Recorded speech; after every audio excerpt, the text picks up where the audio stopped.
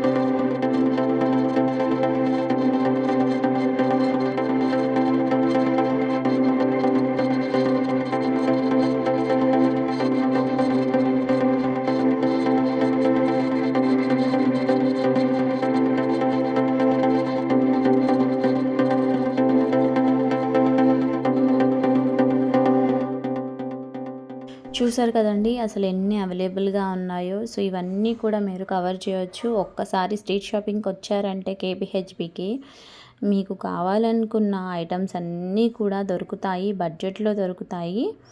So ఇంకొకటి ఏంటంటే వీటితో పాటు మనము షాపింగ్ కూడా చేసుకోవచ్చు. వేరే షాపింగ్, శారీ షాపింగ్ అవి కూడా చేసుకోవచ్చు ఈజీగా. మనకి కుర్తా సెట్స్ కానీ, సింగిల్ కుర్తా కానీ అవి కూడా రీజనబుల్ ప్రైజెస్లో దొరుకుతాయి. సో మీకు అందరికీ ఈ వీడియో యూజ్ అవుతుందని అనుకుంటున్నాను. సో మనకి ఇప్పుడు నార్మల్గా జాతరలో షాపింగ్స్ పెడతారు కదా, సో అలాగే ఇక్కడ కూడా మనకి ఏ ఐటెం కావాలన్నా దొరుకుతుంది, అలాగే రీజనబుల్ ప్రైజెస్లో దొరుకుతుంది. సో మీరు బార్గెనింగ్ కూడా చేయొచ్చండి కొన్ని షాప్స్లలో. సో ఎంత బార్గెనింగ్ చేస్తే అంత బాగుంటుంది మన ప్రైస్ అనేది. సో ఇక్కడ చూడండి అన్ని బ్యాంగిల్స్ ఇవన్నీ కూడా. సో ఇవన్నీ కూడా బ్లాక్ బీడ్స్ చైన్స్ అండి.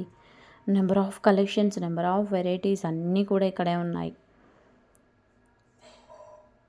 సో సో ఆన్లైన్లో, ఆఫ్లైన్లో, కొంతమంది ఆన్లైన్లో కూడా సేల్ చేస్తున్నారు షాపింగ్లో.